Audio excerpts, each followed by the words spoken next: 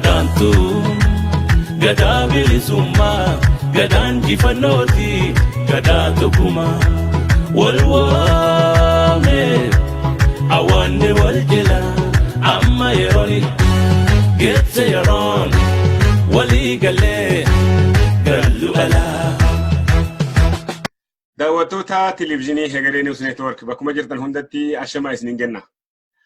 Qophii arraan tanaa keessatti dhimma biyyi teenya arraan tana keessatti argamtuu shororkaa ilmaan naftanyoota biyya Oromiyaa keessatti gaggeessaa jiran laalchisee marii bal'aa siyaasaadha abbiyyuu sammuudhaa waliin kan gaggeessinu ta'a. Hamma dhuma qophii teenyaatti tursiin keessan waliin haa ta'u isinin jechaadha. Abbiyyuu sammuu afeerraa Hegeree News Network isinii godha kana fudhattanii asitti nuuf argamuudhaaf maqaa daawwattoota keenyaatiin baga nagaa nuu dhuftanii isinin jaa. Galatoma isinis baga nagaa nu eegdanii baga nu afeertanii ettanii miidiyaan keessaniif isinis ulfaadhaa wayyamaa jenna. Tole ulfaadhu qaama eegasiifuu qaamee kallattumaan gaaffii deebii keenyatti seenna. Akkuma beekamu Oromiyaa keessatti dhimmi amantii Ortodoksiidha. Afaan Oromootiin gaggeeffamuu qabaa jedhu irratti Ortodoksonni gara Oromootiin jiran hedduun qabsoo gaggeessaa turan. Garuu qabsoo san waan faalleessuutu dhiyeenya kanatti argame. Isaanis maali? Hooggantoonni amantii Ortodoksiidhaa hedduun muummee ministeeraa qunnamanii jara kan nurraa qabu qabdaa waan jiru akka waan itti himatanii fakkaata. Sunirraa ka'eetu gaama guyyaa 2 fi 3 kana keessatti hiriira guutuu biyya teenyaa keessatti gaggeessuudhaaf deeman. Hiriirri sun hiriira jeequmsaati jedhameeti sodaatamaa jira. Mee dhimma kana akkamitti xiinxaltaa akkamitti ilaalta? Gaaffii bareedduudha. Haalli yeroo ammaan tanaa deemaatiin jiru dhugumatti biyya teenya keessatti hedduu haala yaaddessaa ta'eetiin mul'ata. Dhimmi amantiidhaa silaa warruma amantiidhaa laala. Warruma abbaa amantii sanaa laala. Amantii irratti illee wanni jiru bartee afaan keessaniin amantii keessanii waaqeffadhaa, afaan keessaniin amantii keessanii hiikka ummataa himaa ummata sana argitanii karaa sanatti wanna jedhaa jechuun waanuma jiru. Waanuma amantiin kamuuyyuu hayyamu jechuu. Fakkeenyuma yoo fudhanneetiin jenne amantii kiristaanaa keessatti Nabi Iisaan yookaan Iyyesuus isaanidhaan kuni yeroo argitee ergameetiin jedhu afaan inni ittiin ergamee jedhe afaan warra Hibruuti jechuudha. Kagaafas argitee isarratti bu'eetiin jedhellee afaan warra Hibruutiini, afaan warra Banii Israa'el kana malee argitee afaan nafxanyaa kana yookaan afaan ammaa uummanni kun haasa'u kanaanii miti jechuudha. Isaan illee achumarraa fudhataniitiin hiikanii afaan ofiitiin wanna godhanii wanni Oromoofis haraam ta'u hin jiru jechuudha. Yoo Oromoon argitee amantii sanaan tawaadoo beeta kiristaana isaanii sana dhaabbatanii afaan ofiitiin kabajatanii akka Oromiyaatitti dhaabateetiin jedhe kan biyya Tigreetiif haraam hin ta'in, ka Amaaraaf haraam hin ta'in, Oromoodhaaf waan haraam ta'uu hin qabanatti hin fakkaatu. Dhimmi sun warrummaan abboonni amantiidhaa qabataniitiin ka'anii jiran karaa dhugaa irra karaa haqaa irratti amantii keenya jabeeffannee amantii keenya naa waaqeffannu amantii keenya naa kadhannu jedhaniitiin ka'uun sun mirga isaaniiti haqa isaaniitillee kan jedhutti ilaalaa. Kan ammootuu waan sanaan wal qabateetiin argitee iyyannaadha haqiiqatti waan beekullee hin qabu garuu ammootuu wanni hiriiraa kun deddeebi'eetiin dubbatama. Wanni hiriiraa kun yoo ta'u taateetiin jette biyya ofii keessatti godhachuu ni danda'ani dhimma isaan laalu Oromiyaa keessatti wanni isaan laalchisu wayituu hin jiru jechuu barbaadeeti. Jeequmsa biraadhaa sababa sanaan rakkoo biraadhaa dhibdee biraadhaa uumuudha jechuudha. Akkuma kaleessa ummata keenya ummata qulqulluu karaa tokkocha argitee rabbii tokkochaa waaqa tokkochaatitti amanu dirqamaan argitanii bishaan itti facaasaniitiin dirqiidhaan fudhachiisan. Ummata kana argitee yoo seenaa duuba deemneetiin laallu kanaafi argitanii adhallee dirqamuma akkasii sanniin hiriira baaneetiin waan kana ummata keessatti gabbuufna jechuun jaarraa amma keessa jirru kana keessatti waan ta'u natti hin fakkaatu sun milkaa'uus hin danda'u isuma jedhuun qaba. Tole ulfaadhu. Amma gaa'isa gara biraattiin si geessa. Inni sun maali? Bara haaraa akka lakkoofsa Habashaatti bara 2012 biyyi guutuu keessatti kabajamaa jira. Biyya guutuu keessatti kabajamaa jira. Isa kana sababeeffachuudhaan muummee ministeeraatis masaraa mootummaadhaatti namoota afeeree achirratti waloloo wayitu dhiyaate isin suni qabsoo uummata Oromoodhaatii fi uummata Oromoollee ni tuuti. Sanbirallee hottee sabaa namootallee xiqqeessiti. Olaantummaa saba tokkootti leellifti waan jiruun komeen guddaan muummee ministeeraa irratti deemaa jira. Kuni gara OBD'ootiin illee isaan illee gabbahanii kuni waan fokkataatu achitti hojjetamee waan jiru isaan illee dubbataa jiranii kuni deemee dhaaba biyya bulchaa jiru OBD'oo addaan fottoisuudhaatti isaan hin geessu ni akkamitti hin tattaafan. Dhimmi kun dhugaadha argitee ta'ee jira. Tokkoffaa an akka itti ilaalu ayyaanni kun bara haarawaa ka jedhamu kun bara haarawaa Itoophiyaati malee bara haarawaa Oromooti miti. Nuti bara haarawaa kamataa keenyaa qabna. Bara haarawaa kamataa keenyaa kabajanna akka jaarmaa keenyaatittis bara dheeras kabajataatiin turre. Duruma gaafa argitee kabajaa fi waan akkanaa kunniin illee dibbeen akkanaa kun hin dhawamin Oromoon ammajii irraa ka'eetiin barri haarofni isaa kan dhufu jechuu barbaadeeti. Kun guddaa waan akkasitti ilaala. Ammoo biyya tana keessa waliin jirra. Biititu biyya federaalaan bultu. Biyya federaalaan bultu tana keessatti ummanni sabdaneessi, ummanni Oromoodhaa, ummanni bal'aan Oromoodhaa ka jiru kuni achi keessaa qooda qaba. Paartiin yeroo ammaan tanaa biyya bulchaatiin jirullee argitee muummeen ministeeraallee achi keessaa paartii kana keessaa ol dhaqeetiin jedhee mirga keessaa qabaa jechuudha argitee. Akkuma fedhes taatu akka saba keenyaatitti wanni kun barbeeki osoo ummata Oromoodhaa qofaayyuu hin taane sabaaf sablammoota biraa amma Sumaaleen Januaarii irraa bara haarawaa ammajii irraa lakkaawatti malee maskaramii irraa hin lakkaawattu. Ummanni kibbaa kan Sidaamaa faati akkasii warri kuushii kun hundi isaa argitee barri haarofni isaanii yeroo biraati. Kun duraaniinuu waan addunyaa mataan irrattu argitee waan addaa tokko haa ta'u ammootu eega biyya sana waliin qabaannee biyya sana keessa waliin jiraanneetiin jenne dhimmi suni argitee dhimmuma hundaati. Amma wanni guddaan laallamuu qabu wanni godhameedhe sun dogongora guddaa dhugaa dubbachuuf badii guddatu dalagamee. Badii guddaa dalagame kana keessatti argitee yoo maqaa dhayaniitiin namallee wanna jechuu baataniitiin jedhan wanni akeekkatame wanni jechoonni jedhame sunni jechoota nama tuquu jechoota bada. Sana qofaa miti bar piraaministeerii nu arrabsamee jira. An akka kiyyatti namni akka itti ilaalu hin beeku. Matummaan Dr. Abiy Ahmad ministeera ta'eetiin muummee ministeera Itoophiyaa ta'ee bakka sana jiru ciini kun cidha isaati aruusa isaati cidha isaa irratti wanni kun ta'e. Maaliif guyyaa sana namni haqa itti qabu waan kana wanna godhuu danda'u isaa ka waan fide dubbateetiin wanna jechuu danda'u koreen ijaaramte suni ani koree ijaaramte qofa hidheetiin koreettillee quban qabu rakkoon koree bira ni jira koree sana eenyutu qindeesseetiin jedhe pirootokooliidhaan namoota akkasii sana namni ubbira dhiyeesseetiin duraanii waan kana qopheessiseetiin jedhe isa kabajaa muummicha ministeeraatiifillee kabajaa uummata Itoophiyaa hundaatiifillee wanni dalagamu walaloo xiqqoo sadarkaa kanaa dhiifnaa wanni biraatu saansur godhameetiin argitee saansur godhameetiin xaliilfamee ol dhaquu malee jechuudha. Kun argitanii hin godhamne. Lammaffaan ammootu ummanni biyya sana keessa jiru ummanni Itoophiyaa guutuun isaa irratti hin afeeramne waan sana hunda ka dhuunfateetiin jedhe argitee saba tokko qofatu dhuunfateetiin jira kun mataan isaa dogongora guddaadha. Dogongoroota kana keessatti argitanii jechoonni arrabaan nama tuquudhaaf onna jechuudha hin darbatamee dogongora guddaadha badii guddaadha. Isumaayyuu mataa isaatu hin arrabsan. Maal jedhame yoo jecha tokko achi keessaa laale wanna argitee qaawwaliin meetiin warri asab argitanii warra qaawwaliin meetiin asabamu biyya takka hin tarkaanfachiifna jedhaniitiin dubbatanii jechi jedhamu sun.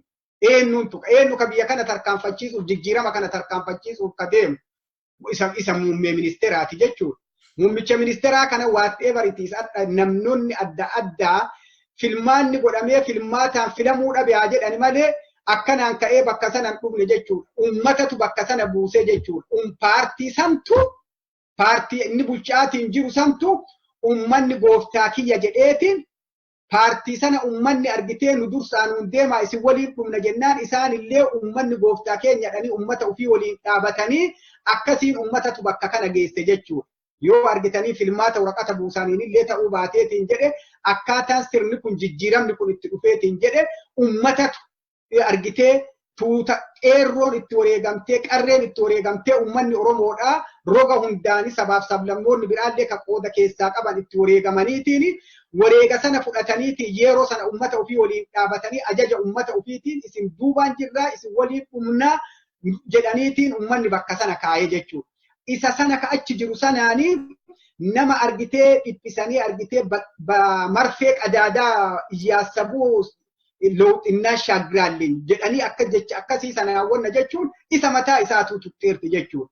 Ummanni kabajamaan ummanni Oromoodhaa ka wareega kafaleetiin bakka kana isa geesse illee arrabsamee jechuudha. Kun argitee dhugumatti wanni godhameetiin jedhe sun waan badii guddatu dalagameetiin jedhe dogongora guddatu dalagameetiin jedhe ammootu dogongora dalagameetiin jedhe kana koree kana yeroo akka federaalaatitti argitanii lafa kaaniitiin jedhanii haga saba tokko qofa keessaa guruppii sana circhanii bakka sana kaayaniitiin jedhanii paartiin ODPdha akka paartiititti bakka bu'aa ofii keessaa qooda qaba.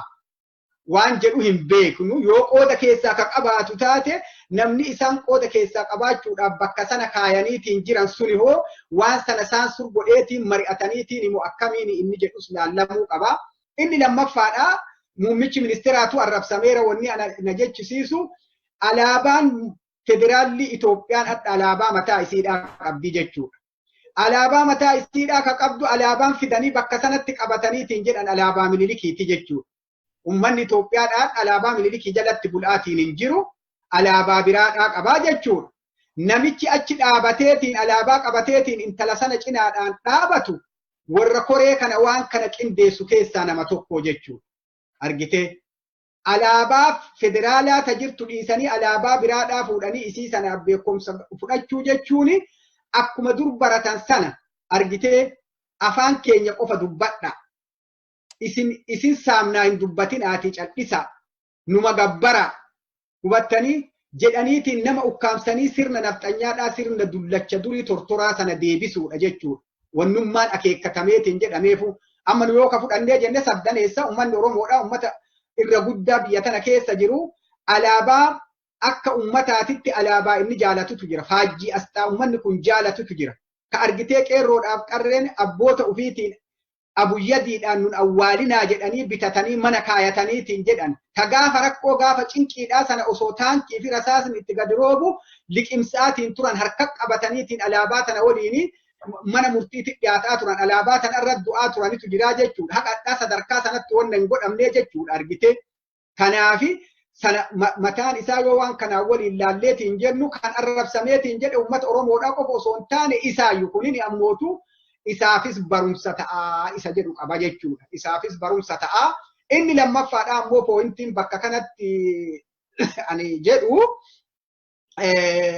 federaalli nuu gaafii keessa seenaa jira jechuudha bifa kanaan yoo ka deemamu taate. Waan kana yoo harka irra qaba'aa bifa kanaan ka deemamu taate federaalummaan kun nuuyyuu rakkoo keessa seenuudhaaf deema.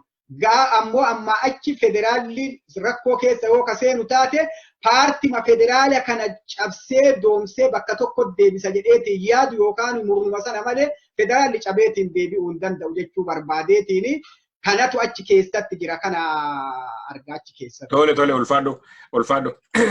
Amma gaa wanti namoonni hayyoonni illee shakkii qabanii Dr. Abiy Ahmed kophaa isaa achitti masaraa keessatti moggeeffamee jara biraatiin marfamee jira. Gorsitoonni warri olii gadi isa bobbaasan jara akka OBD'dhaatti ODB'dhaatti wanti qaceelfamaa asii inni fudhachaa jiru tokkollee hin jiru. Wanni kun ODB'dhaaf isa addaan baafnaan paartiin biyya bulchaa jiru kun jeequmsa yookaan fottoqeessaatu isaan mudachuudhaaf jiraata. Ammallee gara biraatiin mootummaa gartee saba Oromoodhaa afaan Oromoodhaa kabajuu dhabee saba dulloome kan du'ee biyyee nyaate san haariyaan cinaa dhaabbachaa uummata Oromoo haasaa jiru isa waan ta'eef warraa'isi haariyaan eegalamuu qabaa warreen jaantu jira. Mee kanaafi bururuqinsa OBDO kana mee akkamitti ilaalta? Ani kana akka itti ilaalu akka lamatti ilaala. Dhugaa dubbachuudhaaf amma warrummaan kunuu shira kana waan xaxaa jiruuf ummanni kun beekaa ummata shira xaxuudhaan beekumsa qabu. ummata shira xaxuudhaan dhara dalaguudhaan yoo sirnoota dabran hunda keessa achi deebineeti ilaalle shira akkanaa kanniinii wal dhabamsiisaatiin dhufaniitiin jiran ummanni kun shira xaxani dhara beekan. Abiyyiin achi taa'ee waan Oromiyaadhaa dubbachuu hin qabu federaala bakka bu'eetiin bakka sana jira inni wanni godhuu danda'u waa'ima biyya sanaati. Warri ammootuu hujii manaa ka ofii dalaguu qabu naannaa Oromiyaatitti warra Oromiyaa bulchaatiin jiru jechuudha. Warri Oromiyaa bulchaatiin jiru yeroo kanatti paartiin ODP'dhaa argitee deebisaa kenneera waan tokko ri'aakshiina fudhatee jira waan kan irratti ibsa kennaniitiin jirani jechuudha. Wanni kun akka aarse akka karaa hin taane. Tabiraadhaa wanna silaa sadarkaa sana jedhamuu qabu jedhanii fuula dura ammootuu waan kan irraa barataniitiin namuu waan kan irratti jajjabaachuun barbaachisaadha isa jedhu naalaa jechuudha. Shirri ummanni kun xaxu isa karaa biraatiin osoo Abiyyii fi warri ODP'dhaa wal dhagayaa jira wal dhagayaa hin jiru hin beeknu we don't know. Dhugaa dubbachuudhaa fi tilmaamumaan akkas ta'uu hin oolu jedhaniitiin dubbachuu irraa ODP'tu paartii kanatu Abiyyii bakka sana buuseetiin ol dhaqe malee Abiyyuun mataa ofiitii ka'eetiin achi hin dhaqe. Borullee gaafa filmaanni dhufeetiin jedhellee kafilullee ummata Oromooti paartii isaa keessa gaddeebi'eetiin bakka ofiitti wanna jedhetti bakka bu'a malee ofiin dhaqee bakka sana taa'uu hin danda'u. Garuu ammoo shirri xaxamaatiin jiru ummanni nafxanyaa kun ka shiraan xaxame kuni Abiyyii Oromoo bira jibbisiisu akka Oromoo biratti jibbamu godhu neegatiivii tuqsiisaaran jechuudha bifa adda addaatiin tuttuqanii ilaalaaran. Waan kana keessatti bilchinaa fi maachuritii nu feesisa jechuudha. Bilchina nu feesisa, cimina nu feesisa. Ummanni kun wanni isaan xaxaa jiraniif waan kana godhaatiin jiraniif tokko Abiyyiidhaa fi paartii isaa yookaan Abiyyii fi ummata isaa addaan kutuudhaaf oofaa jiran. Abiyyiin illee tan irratti uf xiinxaluu fi uf laaluu qabaa jechuudha. Argitee qubni lama madaa'e sadaffaan naafaa jedhanii jechuudha. Wanna godhamaatiin jiru kanatti gara laafinaan kiyyawamaanan godhu sabni kiyyawamaanan godhu hedheeti saba ufii ukkaamsaatiin yoo warra biraadhaa argitee warra summii isaaf xaxu warra boolla isaaf qotu warra ummata isaatiin adda isa baasu taate kan irratti argitee waa godhuu qaba. Ri'aakshinii tokko fudhachuu qaba. Kun it is hatred. Jibbaansa malee wanni godhameetiin jedhe jechi achi irratti dubbatameetiin jedhe sun it is not freedom of speech. Argitee jibbaansa. Wanni dalagameetiin jedhe sun argitee jibbaansa akkasii ka godhame sana irratti akshinii fudhachuu hin danda'a jechuudha. Akshinii tokko qabaachuu danda'a biyyiin lakkii freedom of speechidha jedhee waltajjii isaa bakka kabajaa isaa malte guyyaa argitee bara haaraa biyya inni bulchuu irratti sadarkaa sanatti argitee namni arraba dheeratee waan agasii sana godhuu eega wanna jedhe boodatti koreen sun hujii ufii dalagdee hin jirtu dalagaa dirqama ofii raawwatteetiin hin jirtu jedheetiin ri'aakshiina fudhachuun isarra jiraa jechuudha argitee. Firiidaamiin namni dubbate haa kabajamu. Intaloon dubbatte waan feete haqqiftee waan feete godhatte zaasiit. Intaloo nama biraatitu bakka sana fide ofiin dhatteetiin hin jenne yookaan walaloo sanaa qopheessanii itti kennanii yookaan ammootuu ofii qopheeffatteetiin na afeeraa jette bakka waltajjii guddaa akkasii san irratti isaan sur ta'eetiin ol dhaquu dhabee kana inni godhuu qaba. Ani kanaaf akka itti ilaalu ummatuma kanatu osoo ODP'dhaaf yookaan Abiyyii jidduu paartii kanaaf san jidduu rakkoon jira jechuu osoo hin taane isaan waan kana godhanii kanaan neegatiivii tuqsiisanii nama addaan kutanii ka'anii kophatti hambisanii jeequmsa argitee nu keessatti oofu political noise jeequmsa politikaadhaa oofuudhaaf deemani kan irratti eeggannaa cimaa barbaachisaa jechuudha. Yeroo garagaraatitti argitee warra aktiivistootaa fi mootummaa waliin dha'uu barbaadan yeroo kan mootummaa keessan namoota bebeekamoo kaan waliin dha'uu barbaadan kun waan shira diinni xaxeetiin waliin dha'aatiin jiru jechuudha. Ijoolleen biyya bulchaatiin jirtullee argitee waan kan irratti argitee dammaqa diimaadhaan qophiidhaan haala deemu hunda irratti waanuma xixiqqoo qofa irra osoo hin taane fuula duraaf beekaatiin deemu nafiifuu barumsa ta'a. Isa jedhu qabaa jechuudha bifa sanitti ilaala. Oromoon biyya bulchuu hin danda'u jechuun eega. Xiyyeeffannaa kanaan Oromoo irratti hawlaluu oofamaadhaa jiru ta'e Oromoon maal godhuu qaba? Tokkummaa isaa akkamiin jabeeffachuu qaba? Biyya bulchuu akka ittiin danda'u akkamittiin diinatti agarsiisuu qaba? Maal jettan asirratti? Ulfaat gaafii bareeddu. Oromoon duraaniinuu tokkummaa ni qaba. Oromoon yeroo kamuu tokkummaa ofii dhabne dhugaa yoo ka dubbannu taate tokkummaa ofii qabaateetiin jennaan qajeelfama silaa jiru itti kennamu iskiriinii duuba dhaabatamee itti kennamu achii ofii walitti kennuuni wal jala masakameetiin argitanii bakka kana gahe. Tokkummaa isaa Oromoon ammallee ni qaba. bakkiteen tokkummaa hin qabnee fi argitee jeequmsa ummata keessatti uumaatiin jirtu bakka warra siyaasaati malee Oromoon tokkummaa ofii ni qaba. Ummanni Oromoo ammoo waan ofii godhullee qopheeffatee jira ni beeka. Ummanni Oromoodhaa bilchaatee jira. Amma namni ala kana taa'ee beektota siyaasaadhaa, hayyoota siyaasaadhaa nama barate maalii jedhanii profeesara doktora jennee haasofnaa miti. Ummanni keenya tikfatteen biyya jiru qotee bulaan biyya jiru san an akka hireedhaa ta'eetiin dhaqee argeetiin jira, dammaqee jira, kutee jira nurra barumsaanillee. Waan ofii godhu waan ta'uuf deemullee ni beeka jechuudha. Bakkiteen rakkoon jirtu bakka kanaa jechuudha. Ummanni keenya amma achi waan feete ilaali. Jaaladhu jibbi ummata Oromoodhaa akka duraa sana faffacaasanii qoodanii gatuu hin danda'an. Waliin dha'uu hin danda'an beeke. Dur sababa adda addaatiin qoodanii ummata keenyatti taphataa turan. Mee amma gaafii duran na gaafatte ta amantiidhaa sanarra yoo kawanna jettu ummata keenya akka kiristaanaatitu gabbayee amantii ufiitiifillee falmatee obboleeyyan isaanii ka musliimaallee itti roorrifamee karaa maleedhaan tuqame jedheetiin kafalmaatiin jiru eenyu. Ijoollee kiristaanaati ta Oromooti.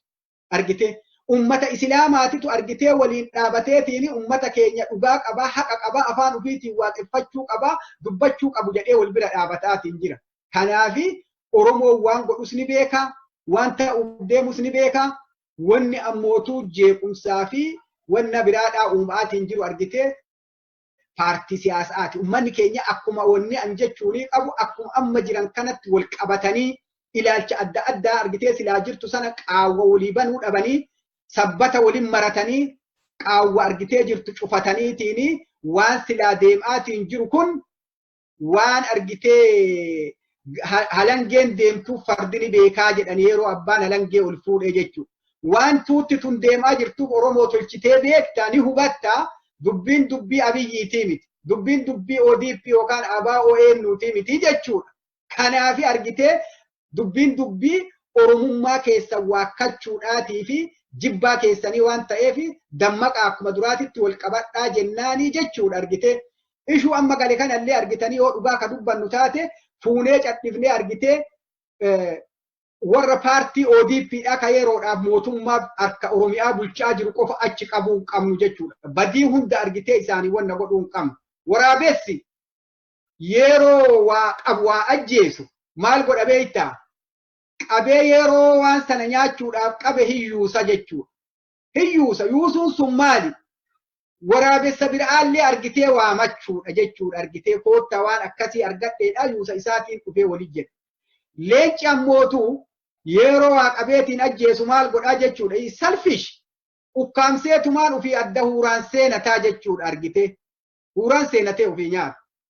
Argigaa carraa jijjiirama dheengadda qeerroof qarree ummata Oromootiin biyya keessa dhufe keessatti ofii cadhifneetiin haa nyaannu abbaa jijjiiramaati jetteetiin argitee paartiin leeta assee akka federaalaayyuu forgeet dhiisi akkuma federaalaatu lafa kaa'i warri ODP yookaan OPDO duraanii haa jennu.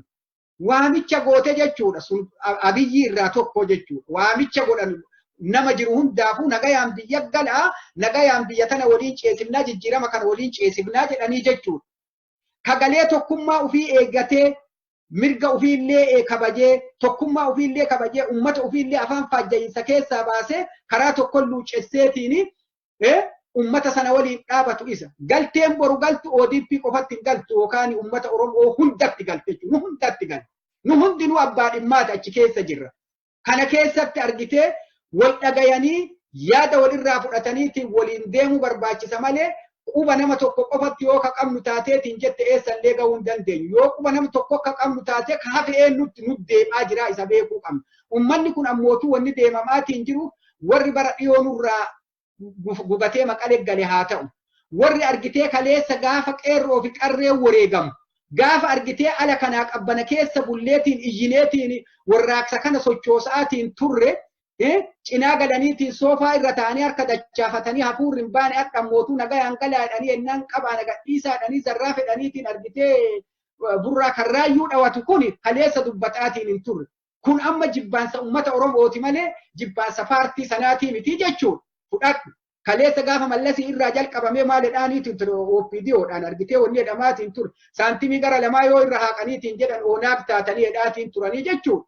Addallee oonaagi sammuu oonaagii fudhatanii jedhaniitumaan itti duulaa jiran. inferiority akkanaa kana gadaantummaa akkanaa kana jalaa bayanii confidence ofirra qabaatanii ummata ofii waliin dhaabatanii biyya tana ceesisuudhaaf onna gochuun waan paartii sana qofaatii miti waan ilmaan Oromoodhaan hunda laalu jechuu barbaadeeti waan quba walitti qabnu onna jennu hin qabnu. Kanaaf ummanni keenya tokkummaa ni qaba. Ummanni tokkummaa keessan akka qabdanii uf hin gatinaa, uf hin dagatinaa, uf quba qabaadha. Jingilchaa hin ta'ina. Yoo boru haalli tokkollee ka jijjiiramu taate jingilchaa argitanii taaneetii wal qaawwuuf osoo hin taane qaawwateen cufannee wal bira dhaabannee waan godhuu qabnuuf deemnu sana ta'uu qabna isa jedhu qaba. Tole bareeda ulfaadhu. Amma gaati miseensa koree hojii raawwachiiftuu adda bilisummaa Oromoo qaama abbaa nagaa jaarraan hoogganamuuti. Adda bilisummaa Oromoo obbo Daawud Ibsaatiin hoogganamuu fi adda bilisummaa Oromoo obbo Jaarraa abbaa nagaatiin hoogganamu akka walitti dhufanii wal mari'atanii gar tokkotti waliin fuulleeffatantu dubbatamaadhaa ture. Mariin sana eessa gahe akka qondaala ol'aanaa jaarmee adda bilisummaa Oromoo tokkotti. Maaliif dhimma kanarratti qaama adda bilisummaa Oromootiin hoogganamurraa nama dubbisuudhaaf illee yaallee inni obbo Raggaasaa jedhama magaalaa Minneapolis keessa jiraata. Garuu ammaaf tilifoona kaasuu hin dandeenye asirratti inni illee akka bal'inaan ibsa nuu kennuuf yaallee nuuf hin dandeenye garuu guyyaa biraa isarree affeeruudhaaf tattaafannaa. Mee isin lameen jidduu hafuurri walitti dhiheenya garam deemaa jira. Ulfaadhu gaaffii bareedduudha. Kun maatii dhaaba tokkooti, maatii qabsaa'otaati quba qabaadha. Maatii kana bakka tokkotti haa deebifnuudha wanni kun. Maatiin argittee arrabni fi ilkaan rabbii waliin uumeeyyuu tasa wal ciniina. Namni adeemsa irratti wal dhiba, abbaaf ilmoo wal dhiban maatii tokko keessattuu namni wal dhiba. Maatii adda bilisummaa Oromootitu gurmuu qabsaa'otaatitu haphateetiin xiqqaatee adeemsa kaleessa wal dhabaatiin turre sana irratti argitee hadha waan jiru uummata qabsoon ta uummataati. Uummata galtee uummata keessa jirti. Uummata keenya afaan faajjessuurra bakka tokkotti haa deebinuuti isa jedhu yeroo dheeraa irratti dubbatamaa ture jechuudha. Asiin durallee waan kana irratti ibsa kenneetiin jira. Irratti haasayamaatiin ture. Ammallee irrumatti haasayamaatiin jira. Haga hubannoota kiyyaatitti guyyaa amma sa'aatii aniifati waliin dubbannu kanatti karaa keenyaan koreen itti utubamtee koreen sana argitee qajeelfama ofii fudhatteetiin qophii irratti jirti gara keenyaan.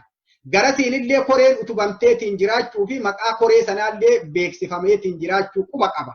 Haa ta'u ammootu koreen sun haga ammaa baallama irra jirti jechuudha argitee baallama irra jirti. Namni argitee rakkoo adda addaa himateetiin guyyaan baallama amma jimaata dabre jedhameetiin ture. Ammallee ammootu wixata boruutitti isiniina boruutitti qabameetiin jiraachuu quba qabaa. Yoo haalli biraadhaa wanna hin godhin taate koreen sun lamaan qajeelfama ofii fudhatteetiin waliin geetteetiin waliin haasa'uudhaa fi waliin dubbattee gara tokkotti deebi'uun barbaachisaadhaa ka jennu qabna gara kennaanillee itti godhameetiin jira jechuu barbaadeeti. Amma immoo beeki waan tokko wanni asirratti uummanni Oromoo illee beekuu qabu wanni kun wanni deemamaatiin jiru kuni argitanii waan uummata kanaatiif yoo uummata kanaaf ka qabsoofnu taate gurmuun qabsaa'otaatii fi maatiin qabsoodhaa kun bakka tokkotti deebi'ee waan dhufuudhaaf deemu sanaaf jaarmaa cimaa tokko ta'ee mul'ata gaarii tokko qabaatanii waan biyya tana fuula dura ittiin bulchanillee paartii cimtuu takka ta'aniitiin gadi ba'uu barbaachisa jechuudha. Kanaaf tokkummaan barbaachisa bakka bakka dhaabannee wanna jechuun wamaa nuuf gatii hin qabu jechuu barbaadeeti. Kanaaf kun gama keenyaan akkasitti ilaallaa koreen itti godhamtee jiru. Tole amma guyyaa har'aan tana jechuun fulbana 15 2019 obbo Daawud Ibsaadha. Ibsa miidiyaa ONN kana keessatti eega biyyatti galan waggaa tokko ga'ee jira waan ta'eef dhaamsa achirratti dabarseetu jira san keessatti maqaa tokkummaa kanaan mootummaan sukuritii keessa galchee akka nu diiguu barbaadaa.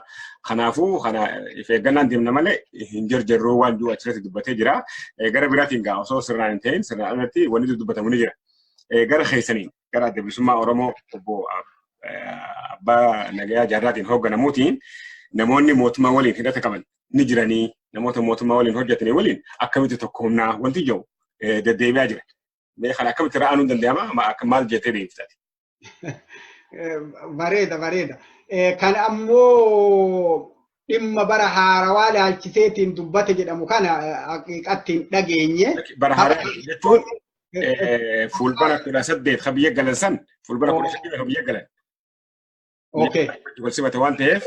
Irraa tokko dhagayeetiin ture. Ka VOA irra interview godhameetiin mootummaallee himachuudhaaf waan adda addaa tokko dhagayeetiin ture. isa kana quban qabu ani gama kiyyaan akka jaarmaa bakka ofii bu'eetiin jiruutitti fi wanti quba qabu garasi illee ammootu namoota hoogganoota isaanii keessaa miseensonni koree hojii raawwachiiftuudha nama lamaa ka keessa jiran namni sadii ijaaramee utubameetiin jiraachuu waliin haasofna jedhanii wal jidduu deddeebi'aa turu san irratti hirkannee karaa kennaallee miseensa hoogganoota keessa argitee nama sadii itti godhu hanni an quba qabu haganaa jechuudha. Inni biraadhaa ammootu karaa waan warra mootummaadhaa himachuudhaa kana mammaaka tokkotu jira. Himata wallaalaniiti hayyicha abaaranii isa jedhutu jira jechuudha. Bitata wallaalanii gabayaa abaaranii isa jedhutu jira jechuudha. Ani akkanatti fakkaatutti mootummaan kun jaarmayoota Itoophiyaa keessa jiran hunda olitti forget waan Oromoodhaa dhiisi. Jaarmayoota Oromoodhaa dhiisi. Jaarmayoota biyya jiranii hunda keessaa olitti namni akka dhaaba Daawit Ibsaadhaa hoogganuutitti kabajaa godhanii fi sadarkaa argitee pireezidaantii naannoo Oromiyaatitti ka'aniitiin dhaqanii waliin haasayaniitiin galan tokko namni carraa sana argate hin jiru. Tokko namni carraa sana argate hin jiru. Eega carraa sana argataniitiin galan carraa argatanii kabajaadhaan galan sanatti fayyadamuun isaan irra jirti.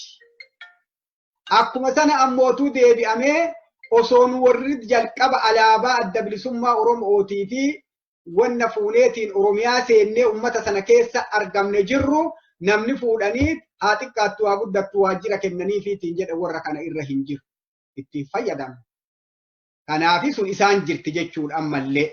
Nuti ammootu akka kennatti gaafa jalqaba jaarmenni kun gara biyyaa kennellee OMN irra namni ibsa kenne ana. Wanni qabxiin gaafa sana qabanneetiin galle with respect qabxii gaafa sana qabanneetiin galle hojii irra oolchaa jira. Namuu isaanis dabalatee eennuunu gaafa biyya sanatti waamicha sanaaf kaaneetiin gallu haal dureedhaan haa gallu haal duree malee haa gallu. Heera biyya sanaa fudhatee seera biyya sanaa fudhateetiin ittiin bulla jedhee gale namu. Jijjiirama kana hin tarkaanfachiifnaa jennee galle nu akka Oromootitti ammootu. Qabsoo abbaa qabsootiin geenna ummata Oromootiin jijjiirama kana akka of duuba ishigi gaanne goona jenneetiin galle jechuudha. Isa sana ammallee kabajaadhaan waan dandeettii keenya keessa jiru itti fufaa jirra jechuudha waliin. Isa sana jechuun kaayoon dhaaba keenyaa heera dhaabaatii fi seera dhaabaa irra sagantaan siyaasaa dhaabaa kora adda bilisummaa Oromoodhaa arfaffaa dheengaddaa irratti ifaan ifatti jala sararamee mirgi hiree murteeffannaa ummata Oromoodhaa akka kabajamutti ka jedhu ifaan lafa kaayamee jechuudha. Akeekaa fi sagantaa keenya qabannee deemna, caasaa uf danda'e qabna, mootummaalillee caasaa uf danda'u qaba, waan ammootuu kaleessa waadaa seennee baallama seennee galle irratti mootummaa sana bira dhaabbachuun gargaaruun bakka tumsa itti nu gaafataniitiin jedhanitti waliif tumsuun akka jijjiiramni kun udduba gandeebine godhuun isaaniif jennee osoo hin taane ufiif jennee ummata kaleessa bakka buunee fi qabsoo godhuudhaaf deemneef jenneetiin goonaa jechuudha. Kana jechuun ammootu walitti hidhata qabanii maalii waan jedhamu sana ta'uun qabu. Amma fakkeenyaaf fudhadhu. Lekchararii yuunivarsiitii tokko hooggan adda bilisummaa Oromoodhaa ta'ee filame. Barataa yuunivarsiitiidhaa tokko hooggan adda bilisummaa Oromoo ta'ee filame. Inni sun kamindaa irraa argatu mootummaaf hojjeta. Ogummaa isaatiin hojjeta. Namni bakka keenya bu'ee dhaqe yoo ikoonomiksii tokko qabaanne, yoo yookaan ogeessa fayyaa tokko qabaanne, yookaan argitee yookaan nama dandeettii addaa qabu tokko yoo qabaannee jenne bakka kanaaf hin mala'oo ka jedhamu taate mirga argitee politikaalii jaarmaya isaa waliin profeeshinaalii ammoo ogummaa isaatiin biyya sana sarbi godhuun biyya teenyatti hin aadeffatamini malee biyya hunda keessa jira jechuu barbaadeetiin. Nullee ka godhaatiin jirru isuma sana. Isa sana jechuun ammootu walitti maqamanii walitti naqataniitiin waa godhuu isa jedhu osoo hin taane. Sunuu yoo ka ta'u taatee yoo adeemsa keessa yoo sunuu ka dhufu taatee jette gaafii qabnuu fi waan qabnu tarrifnee isaanillee tarrisanii sanarra walii galu namni waliin deemuu danda'a jechuudha argitee waan biraatiin. Nu ammoo Oromiyaa fi ummata Oromoodhaa cinqii fi roorroo amma inni itti jiru kana keessaa akka bahu godhuudhaa fi dirqama nurra jiru responsibility nurra jiru jijjiiramni kun akka shigigaanne goona. Yoo heera sana ka cabsinu taate miseensi keenya ni hidhama. Tasaanuu ni hidhama. Amma keenyaa fakkeenyaaf namni tokko amma yoo anaa deemu nama anaa wal fakkaatu tokko ta'an yoo yookaan namnummaanuu waan hin beekne sababa narra kaayee jedhe to'annoo jala na oolchuu ni danda'an yeroodhaaf. To'annoo jala na oolchanii itti bilbilee lakki namni sun akkasii miti waan akkanaa ta'uudhaan waan silaa jiru eegaa adda baafataniitiin jedhan booda argitee gadhiisuun ni danda'ama. Kun Itoophiyaa keessatti miti as Noorz Ameerikaan keessa jirutti illee bakka shakkiin jirutti godhuun inuma danda'ama inuma godhamaas jechuudha. Kana jechuun ammootu ODP taane jechuun miti nu adda bilisummaa Oromooti sagantaa keenya qabna heera keenya qabna seera bulmaata mataa keenyaa qabna garuu seerri ittiin bullu ka biyya sanaati seera biyya sanaa eega fudhanneetiin galleetiin jenneet ummata keenya amma achi miidhaa fi rakkoon kaleessa akka ittiin deebine waan barbaachisu tuutatana waliin dhaabanneetiin deemsisuun barbaachisaa ta'a jechuudha. Sana qofaa miti fuuluma durattuu namni argitanii namni biyya tokko ijaaru citaa waliin saamu jedhan. Nullee paartii siyaasaati isaanillee paartii siyaasaati. Paartii siyaasaadhaa keessatti waan tokko irra wal gargaaraa waan tokko waan isaan wanna godhan wal qeeqaa wal dhiibaa sochoosuun dirqama nurra jiru jechuu barbaadeetiini. Kanaan alatti wanti gara biraatitti beekuun jiru isinuu mootummaan bari mootummaan duraaniin itti wal wanna jedhani sun cabde dabarte mataan isiitu. Isinuu ta dhuftee jette mootummaa ce'umsaa ta'ee yerootiif dhaabatte amata tokko keessa jirti jechuudha.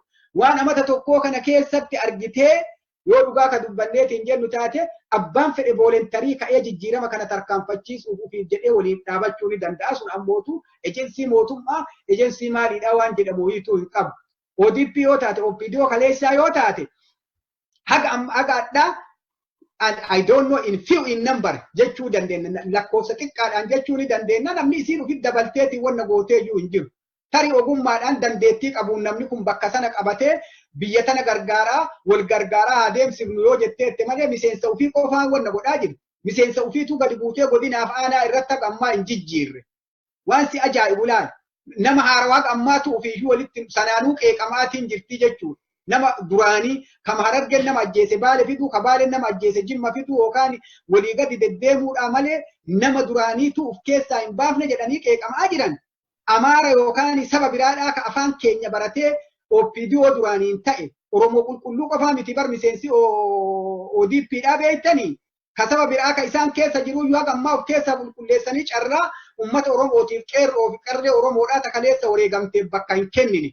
Adda mootu as deebanii sadarkaa paartii siyaasaatitti tika mootummaatii maalii jechuuni tuni argitee waanuma dubbii ittiin lafa wanna marsiisan yoo ta'eetiin jedhe malee nutti fakkaatu waan nutti fakkaatu ifaan ifa godhaa jirra borullee ni goona sun dirqama nurra jiru jechuudha akka saba kanaatii fi biyya kana tarkaanfachiisuuti. Tole bileedha. Amma gaati jechuun akka fakkeenyaatti waraabessi yoo argate itti yuuseeti nama yaama waan jirurraa ka'anii paartiilee Oromoo hunda hota biyya tana waliin jaarraa jedhanii nu afeeruu isaaniitu galata guddaa qabanii waan jiru ibsite ulfaadhu. Ammallee komii biraatu Oromoo qofaa miti tama Itoophiyaa keessaa iyyuu bara amma ka Affaariititu galee ka Sumaaleetitu galee ka saba Amaaraatitu galee ka Guraagee jinni wanni hafe hin jiru. Kana hundaa waamicha godhanii waan jiru waliin biyya tana tarkaanfachiifnu jedhanii galchan. Isa galchan sana keessatti waan ittiin galte sana ajandaa mataa keetii qabattee kabajaa jaarmaa kan keetii tiffataatiin waan silaa godhuu qabu ka deemu hoogganaa jaarmaa sanaati murteessaan. Amma fakkeenyaaf yoo naannaa Ogaadeeni fudhatteetiin jette Sumaaleedhaa yoo fudhatte nuni beekna warra paartii ONLF kana namni dirreetti waraana leenjisee fi marxoo teessan lafa kaayaa kofoo kaayadha. Akkanatti qophii keessan maradhaa huura seenaa. Akkanatti jiraadhaa ummata keessaa bayaa jennee tartiiba waraanaa qabsiise nuyi adda bilisummaa Oromooti. ONLF argitee haa ta'u ammoo isaanuu ka aadaaf sirna akkasii hin qabne suni wal qabatanii argitee biyya sana tarkaanfachiifna jechuudhaaf wal qabatanii taa'an. Dhukkubni nutti bu'e kun maalidha? Dhukkubni argitee bakka Oromootitti bu'ee jedhe kun dhukkubni kabajaan sadarkaa sanaa kennamee fi haqadhaa alaan aluma ganamaa galgalli alaan aluma ganamaa galgala qoxxima ganamaa galgala maalidha? Kana keessa namni keenya guddachuu qaba. Fuuluma durallee ani wanni jedhu. Asumarra argitee wanni ani jechuu qabu namni keenya ka ala kana jirullee ka biyya keessa jirullee waan leexas ufdura haa deemnu waan ufduubaa deebineetiin waa qoqqotaa oolu namaa bu'aan qabu waan dabarsan irraa haa barannu kaleessa argitee waan hin jirreen argitee dhiibbaan nurra godhamee chaartarii sana keessaa baanee wareega guddaa kafallee jechuudha. Wareega sana kafalleetiin baan. Okay.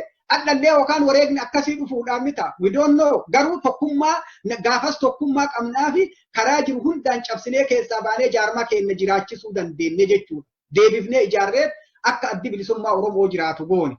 Adda bakka meeqa adda qoqqoodamneetiin osoo jiru osoo haalli tokko akka jijjiiramu ta'eetiin jedheeti baay'ee rakkisaadha jechuu barbaadeetiin argitee tokkummaa uummata keenyaa hin eegne, tokkummaa qabsaa'ota keenyaa hin eegne rakkoodha argitee afaan faajja'iinsa akkanaatitu jira. Eega waamichi sun godhamee jedhe waamicha sanarra irkataniitiin waan ta'uu qabu diisippiliinii heerri biyya sanaa namaa kennullee eeganii diisippiliinii sanaan kabajaa sanaan deemuuni jaarmaa sana laala jechuu barbaadeeti. Tole ulfaadhu. Ammallee komii biraatu jira. Komiin biraa kan jiru maali? Fakkiidhaaf Jeneraal Haayiluu Gonfaadha. Mootummaadhaa wajjin hojjeta. Qaama nageenyaa keessa hojjeta.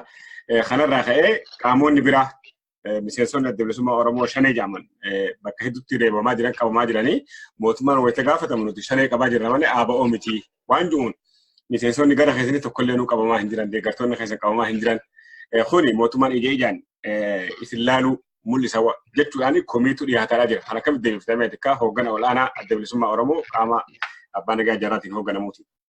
Yaa ulfaadhu akkuma duratti sana jedhe sana argite amma fakkeenyaaf Jeneraal Haayiluu Gonfaa nama beekaa tokko jeneraala waraanaa qofaa miti nama argitee siyaasaanillee maachurdi maan dhugaa walitti himuudhaaf Haayiluun nama akkasii sana Haayiluun waan godhuuf waan dalagullee ni beekaa.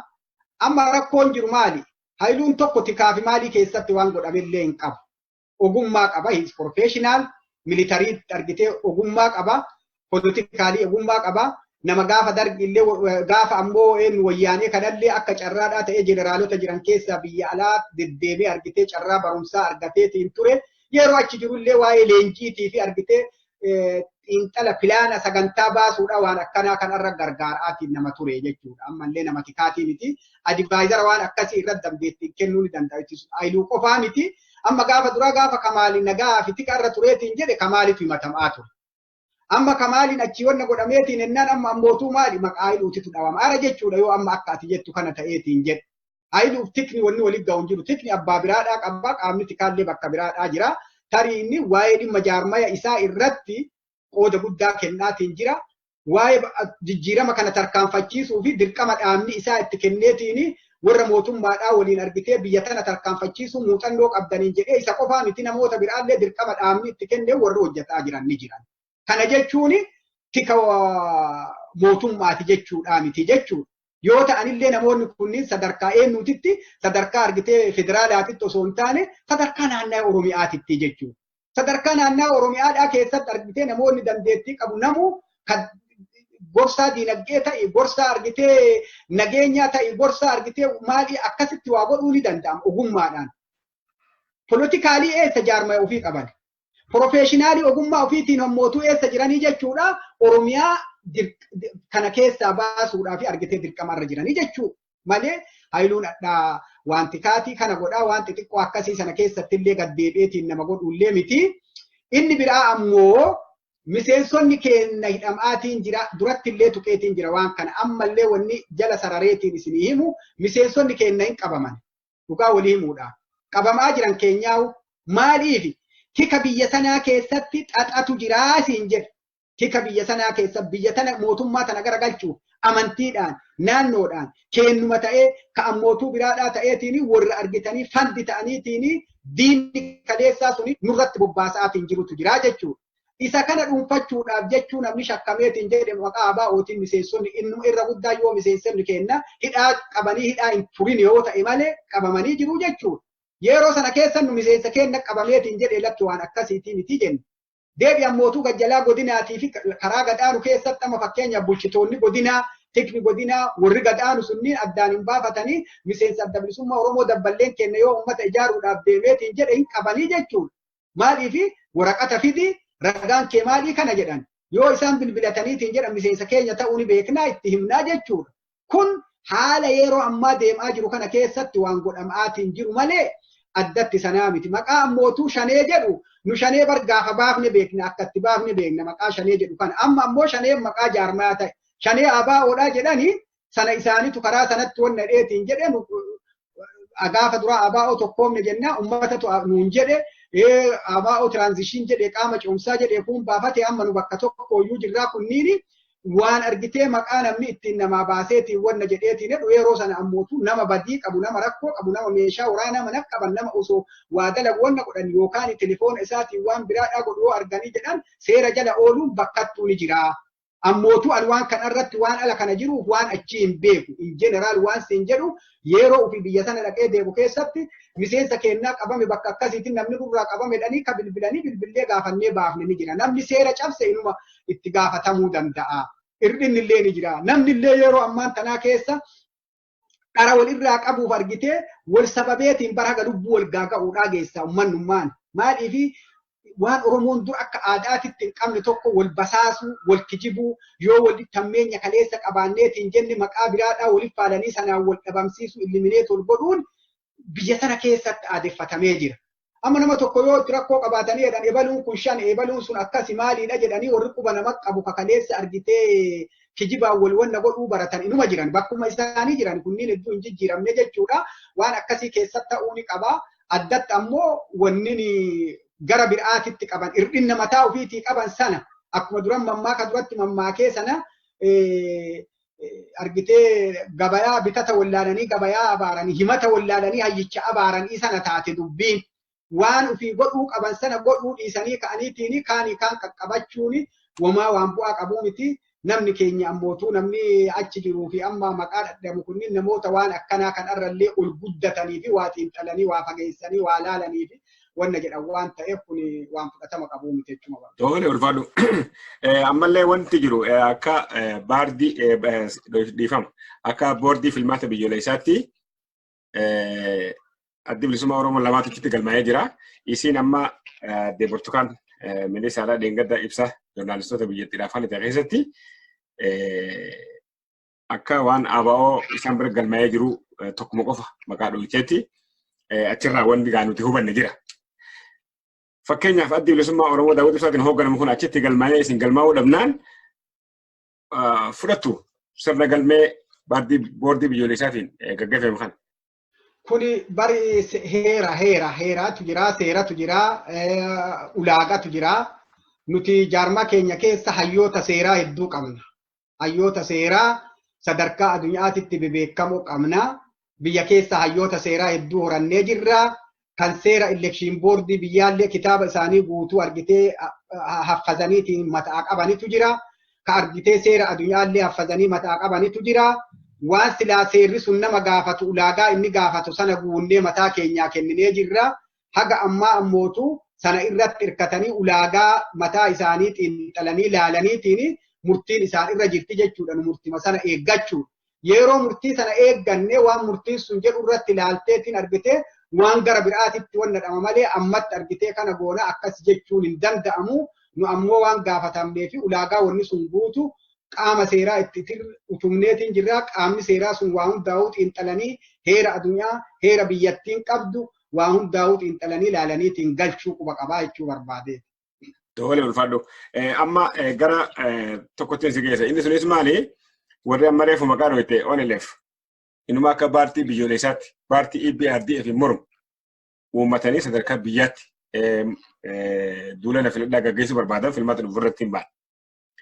Paartiileen Oromoo akkuma amma kun kan namni ittiin hidhamaa jiru ho'oo bidiyoon ittiin shakkamtee ittiin jeeqamaa jirtu adda bilisummaa Oromoodhaati.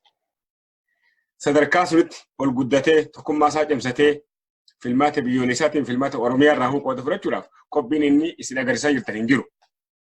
Mee asirratti falli maali jette? Yoo maal godhame injifachuun danda'ame jette? Falli tokko maaf tokko. Inni duraa adda bilisummaa Oromoo jechuun uummata Oromooti. Uummanni Oromoodhaa ni beeka. Adda bilisummaa Oromoodhaa jechuun uummata Oromoo keessa ijaaramee, uummata Oromootiif ijaaramee, uummata Oromoo keessa qabsaa'aa ture. Addi bilisummaa Oromoodhaa injifachuu baatullee qaama uummata Oromoodhaa keessa jira, dhiiga uummata Oromoodhaa keessa jira. Kun beekamuu qaba. Addi bilisummaa Oromoo akka uummata isaa keessatti galee biyya sana ilmaan abbaa gadaa yookaan bulchaatiin jirtu haa laafatu haa jabaatu hafnaan gaafa kaleessa jireenyi itti hadhaawee dargiin taankiidhaan karaa hundaan itti duule Sumaaleen gadiinu duultu asii dargiin duuluyyuu addi bilisummaa Oromoodhaa hin dhabamu. Gaafa dheengadda Shaabi'aa fi Wayyaanee wal ta'anii bar jidduu keessa 95 asii lolli Shaabi'aa nurraa dhaabate malee dirree lolaa hunda keessatti ajjeebnee warra Shaabi'aadhaa kana yeroo argaa turretu jira. Beektanii nuun lolaa turan warri kun lamaan mootummaan Itoophiyaatii fi mootummaan Eertiraa wal ta'anii nuun lolaa turaniyyuu adda bilisummaa Oromoodhaa hin dhabamsiifne. Guyyaa sanallee lallaafama kanatu argitee addi bilisummaa Oromoodhaa akka jiraatu godhee uummata Oromootitu akka argitee bishaan qurxummiin bishaan keessa jiraattuuf keessa jiraachisee jechuudha. Eenyu akka ta'e adda bilisummaa Oromoollee uummata Oromootiif haarayaa miti jechuudha ni beeka. Kanaaf wanna seeraa ulaagaa seeraa yoo ka guuttan nu taate ulaagaan seeraa yoo ka dhufu taate nuti ni beekna jechuudha. Waan godhuu qabnuuf waan ta'uu qabnu. Ammaaf ammoo wanni ta'uu qabnu haalli deemamaa jiru kunuu daddaaqa keessa jira. Dhugaa isinii himuudhaaf haalli amma jiru kun daddaaqa guddaa keessa jira. Daddaaqa guddaa kana wanni nutti fidee jedhee rakkoo naannaa keenya Oromoo keessa jiruu fi kabiraallee ija nutti bobaasaa jira quba nu qabaa jira. Himannaa adda himannu kana kaleessa argitee osoo gaafa jalqaba argitee dhaabni kun galee sadarkaa sanatti waan goggodhamu argaatiin turan sana tarkaanfiin fudhatameetiin jedhee adda kun hundinuu dhufuun qabu. Osoo gaafa san tarkaanfiin kun akka hin fudhamne karaa nagaatti akka lucoomnee deemnee rakkoo mana keenya keessaa dafneetiin fixannee bakka tokko gurmuu tokko jala deebinee mataa jabaanneetiin adda dhiibbachuu baannee kun hundi dhufu. Addallee mata jabinni sun argamaatuma jira mul'ataatu jira. Kana uummanni Oromoo illee argaatiin deema. Wanni nu baasu maaltu fala isa jedhuu fi falli tokkoof tokko. Jaarmenni kun tokko bakka tokkotti deebi'u. Gurmuun qabsaa'ota Oromoodhaa bakka tokkotti deebi'u. Bakka tokkotti deebi'anii ammootu warra yeroodhaaf argitee naannaa bulchaatiin jiru naannaa keenyatti mee amma ka federaalaa ka olaanu sana dhiisi. Naannaa Oromiyaatti biyya bulchaatiin jiru waliin waan jiru irratti wal gargaaranii isaan illee ammootu garaa banaa ta'aniitiin argitee waan silaa jiru kana akkaataa jijjiiramni kunii fi eenyummaan kabajaan Oromoodhaa kun amma achi gaddeebiitiin xiqqaanne godhuun eeggamaa jechuudha. Kanaaf tokkummaan barbaachisaa bakka tokkotti deebi'uun barbaachisaa. Kana yoo godhanii jedhan keessaa bayan. Filmaatatti yoo seenanii jedhan feetunii injifattaa feetunii injifatta. Yoo ka injifattu taateetiin jette ween mul'ata tokko qabaattee argitee waan biyyattiin bulchitu tokko waan ittiin argitee bakka sana dhaquu dandeettuuf qopheessuu si feesisa. Yoo ka injifatamtu taateetiin jette ammootu hojjattee fuula duraaf deebi'een injifadha jetteetiin deemuu si feesisaa jechuudha. Kun wanni deemaatiin jiru isa kana ta'uu qaba jechuudha. Biyya ambaa tana keessatti illee inuma argitan biyya diimokiraasii jedhan kana keessatti illee argitee yeroo paartiin tokko waggaa lama wal faana wanna jedhu itti cichaniituma rakkatanii deebanii yeroo tokko injifatanii jechuudha. Nu amma filmaata dhufu kana keessatti hin injifannaa qofa jechuu osoo hin taane dura uummanni keenya deebisaa isaa ka bu'uuraatu haa argatu gadaa dhaabatu. Laal uummanni keenya gad hin dhaabanne amma uummanni buqqa'eetiin jiru internal displacement ummata keenya keessa jira. Miidhaan keessa buqqa'iinsi keessa ummata keenya keessa irra jira. Naannoon biraa akkasitti hin buqqaane ambayyoo. Argitanii ummata keenya ka buqqa'e kana deebisanii gadhaabuun mataan isaa duubbee isaa gadhaabuun barbaachisa. Yoo ummata Baalee, ummata Hararge, ummata Booranaa deebifnee ka gad hin dhaabne taate lafa isaa ka kaleessaa san irra deebifnee kan dhaabanne taate godaannisa badhatu nu dhufuudhaaf deemaa jira. Maaliif? Ummata sana daangaa irraa akkuma buqqisanii humni mootummaa wayyaaneedhaa buqqiseetiin ol kaase sanatti yoo bakka isaatti deebisuu baataniitiin ammallee jedhan tokko dachee Oromiyaadhaa muranii dhiisaatiin jiru. Lammaffaa ummanni achi ol buqqa'eetiin jedhe sun ummata olaanuu irratti ba'aa ta'a lafti hin dhiphatti. Namni kun as deebi'ee maal ta'uuf ta'a mootummaa kana nyaachuudhaaf ta'a jechuudha. Miidhaa guddatu jira. Akka amma xiqqeessinee ilaalluu miti jechuudha. Wanniin akkanaa kunniin wanniin what is urgent and what is important waan jedhu tokko ilaaluun barbaachisa. Waan arjantii ta'e irratti deebisaa kennu. Filmaatatti seenuudhaaf uummanni keenyaa buqqa'eetiin akka rifuujiititti jiraa jechuudha bakka hin arganne. Waan important ta'e suuta itti dhuftaa jechuudha. Dhawaataan itti dhufta. Wanni arjantii ta'eetiin jedhe maali?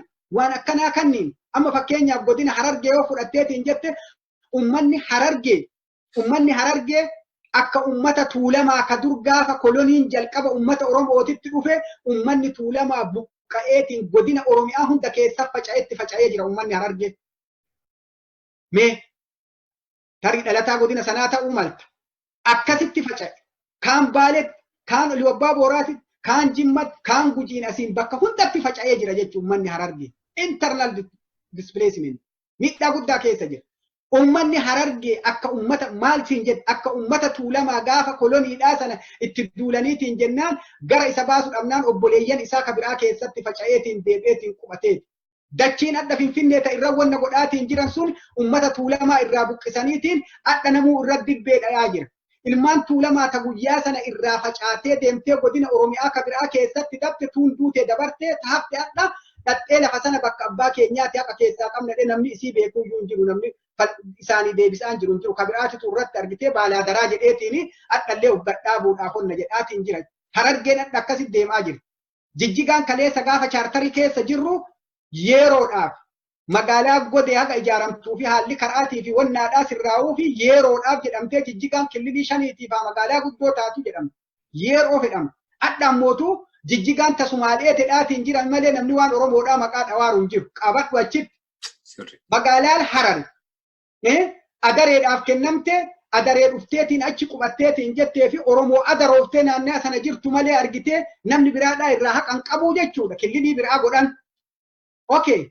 Dirree dhawaa ammoo fuudhaniiti argitee federaala jalatti galchanii Sumaaleef Oromoo jedhanii achitti irratti wal fixanii gaafa fedhe Amaarrillee argitee dhakaadhaan nama mataa keessa qu'aa jechuudha.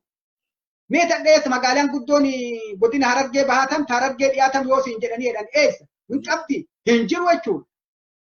Uummanni keenya dura uummata buqqa'eetiin jedhe uummata akkanaa kana kabaalee buqqa'eetiin kunnu haga baddaa ol aanuutitti dhufeetiin jedhu yoo boru ganama ol kasin osoma jalaa deemu jaldeessi maal ta'a? Osoo argitee kuun muka koraa, qilee koraa, osoo jalaan waan dhufan dhee kuun illee kaan gubbaa dabru kuun illee kaan gubbaa dabru eessa dhaqa ol dhaqee bakka dhaqa yoo dhabee achi gad deebi'ee lafattuu kufa jechuudha bakka gadhaantu ta duraan irraa baqatu sanatti. Ummata keenya sana achi buqqa'eetiin ol dhufe sana yoo deebifneetiin ka gad hin dhaabne taate addatti waa'ee filmaataatiif ol nyaachuun, waa'ee biyya bulchinaatiif ol wanna godhuun, ka biraadhaa uf ijaaree qophaa'ee dibbee nurra dhawaatiin jira jechuudha. Kaleessa ofii wal fixanii nu garagalchuudhaaf dhufanii rabbi isii waliin fixe adda immoo deebitee nu wanna godhaarti nu waan xixiqqoo tana irratti deebinee wal nyaataatiin jirra jechuudha. Kun godaannisa seenaati. Seenaa amma jiru kana keessatti namni tokkummaa jaarmaa kanaallee didee namni tokkummaa Oromoo mataa walitti qabuullee didee istaaboorni mata jabinaadhaan cabbiseetiin adda deemuudhaan wanna godhe bara tokko keessatti seenaan isa gaafachuudhaaf deemaa jechuudha. Sirri. Inni jalaa hafuu hin danda'u jechuudha. Dhibdee akkanaa ta jirtu tanaaf dura fala itti godhachuu nu feesisaa jechuudha. Yoo falli waan akkanaa kanneen itti godhameetiin hin jenne ijoolleen kaleessa dhakaadhaan karaa cirtee dhakaadhaan taankii fonnaa dura dhaabbatteetiin jette adhallee hujii dhabdee rakkataatiin jirti jechuudha. Hujii hin arganne bakka hin qabanne eenyu duuba humniti kakaleessa argitee bahaara irra dhumaatiin ture. Kakaleessa argitee waan kana karaa cireedha. Adda hatta wanni biraa hafee jennaani misooma magaalaa naannayaan ofii deemetti dildila qeerroo jedhanii beekama. Dildilli qeerroodhaa jechuun gaafa sochiidhaa sana qeerroon karaa murte. Akka argitee agaaziin itti duuleetiin hin fidhee fi karaa kuta'aa turte jechuudha. Karaa qeerroo sun dildila qeerroo ta'ee makiinaan adda yoo dhufteetiin jette namni deebi'ee isa suphe hin jiru. Dhugaa kun argitee talisummaa dadhabbiidha malee argitee waan hagasii illee hin dhabne qeerroo kaleessa ofii kurtee karaa cuftetu mee waan tokko naa qabadhaa bakka kanatti qeerroo kaleessa ijoollee kaleessa ofii cufte karaa sana murtetu bakka sana adhallee yeroo makiinaan dhufee jedhu biyyee ofii qottee laal biyyee ofii qotanii Shaashamanneedhaaf dodola jidduutti yookaan Asallaa fi asiin dodola jidduutti karaa ofii deemeetiin irra argeetiin hidhetti karaa ofii kaleessa wanna goote sana biyyee itti guutti. Makiinaadhaan yeroo dhufaniitiin jedhanii saantimii gariin saantimii sanaa quudhee fiitiin hin kennu jechuudha. Kayoo achi deebi'e waan biraatitti balleessu. Ofii deebitee cufaa jirti. Isiin biyyeedhaan cufti lafti isiin biyyeedhaan cuftee jette yoo roobni itti dhufeetiin jedhe maal ta'a jechuudha. Biyyeen achi eeleedha ka'aa miti simintoo miti kutee jechuudha. Hin godhamne jechuudha. Oromiyaan waan misoomte jedhan wayituun qabu. Wanniin dalagamuu qabuyyuu gaafiin uummataa, gaafiin hospitaalaa, gaafiin argitee fayyaadhaa, gaafiin argitee mana barumsaa, gaafiin argitee kabuqqa'eetiin jedhe deebi'ee qubachuudha. Gaafiin argitee kaleessa qabsaa'onni dirree qabsoo keessatti miidhamaniitiin rakkataniitiin jiruu fi itti dhabaniitiin jedhan argitee deebaniitiin argitee sadarkaa godinaatitti aanaatitti maaliititti waa godhamuu fi hin jiru jechuudha. Kakaleessa manadhaa keessatti horchidhi ta'aa ture.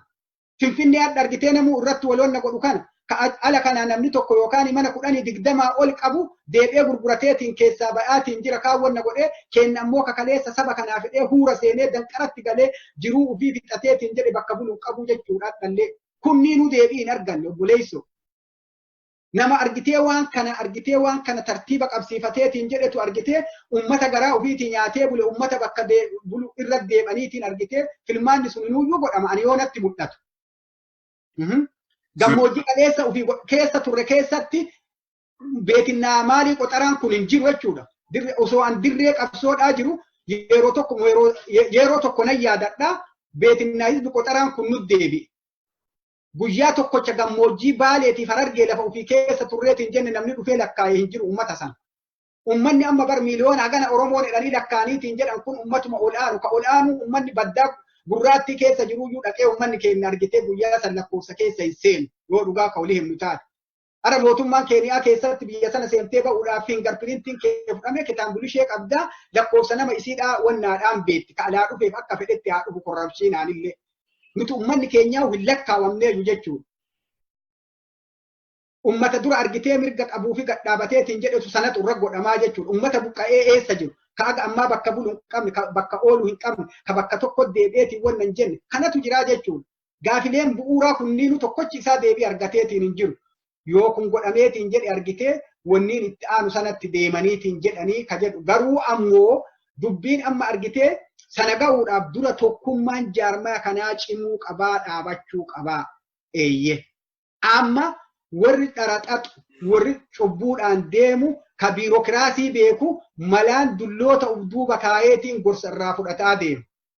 Teenda ijoolleen argitee sadarkaa barmootaa qofa lakkaayaniiti maal godhaniiti achi kaanii waan itti fudhate qofa deemanii wanni biraa jalaa dagatamteeyyuu gaafa dubbiin gaheetiin yookaan aktiivistoonni waa laalaniitiin wanna jedhan argitee reebbaa raganiitiin lafaa ka'anii jechuudha argitee. Maaliif pilaanni hin jiru argitee pilaanaan lafa kaatanii karooraan kana jedhaniitiin wanni lafa kaatan hin jiru jechuudha. Kun argitee jeequmsa guddaa namatti fideetiin jira kun rakkoo mataa isaa qabu danda'a. Tole gaammiseensa koree hojii raawwachiiftuu adda bilisummaa Oromoo qaama abbaa nagaa jarraatiin hoogganamu obbo Abiyyuu Sammuudhaa haala yeroo irratti marii bal'aa nu waliin gaggeessitaniif ulfaadhaa horaa bulaan isiniin jaaga. Illee ulfaadhu fayyaa ta'i galatoomii miidiyaan kan keetiif atillee umrii dheeradhu fayyaa ta'a.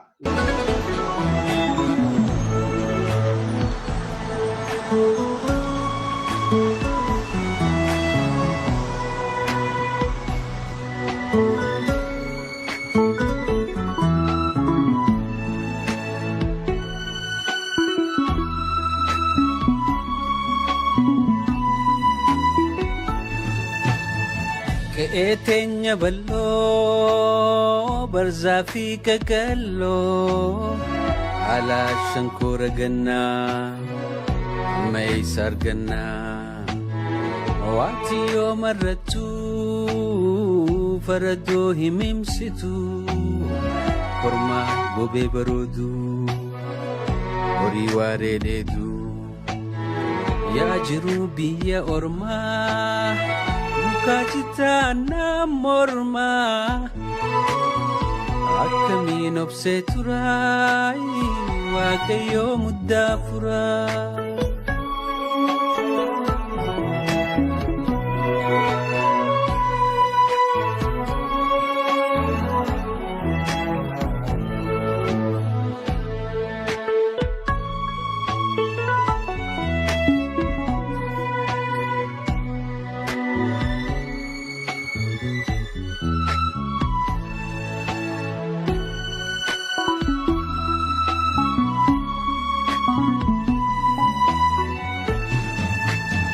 Adato ayiyo abako abiyo Buleya nambayo sitan himaya wakayo Adato ayiyo abako abiyo Buleya nambayo sitan himaya wakayo Ya jirubiya orma Kajitan morma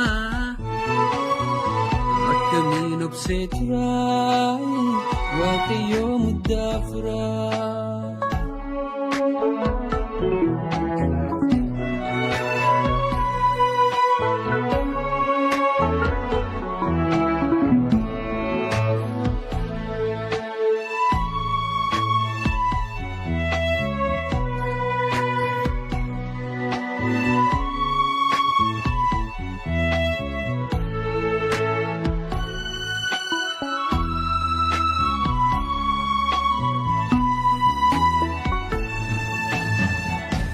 Figan jirada Wamboru aranyada Ibsade dulumus Nabasa hiyom Figan jirada Wamboru aranyada Ibsade dulumus Nabasa hiyom Ya jirubiya orma Mukajitana morma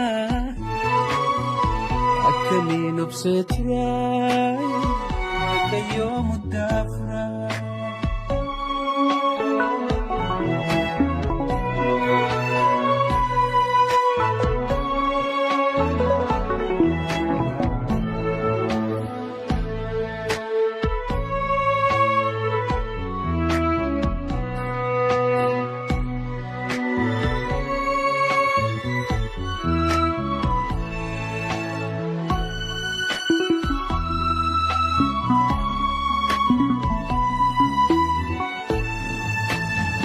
Sun hunda dhiisee bahee halkan guyyaa dahee kunoo baqattuu ta'ee duba eenyuun naaf nahee. Sun hunda dhiisee bahee halkan guyyaa dahee kunoo baqattuu ta'ee duba eenyuun naaf nahee.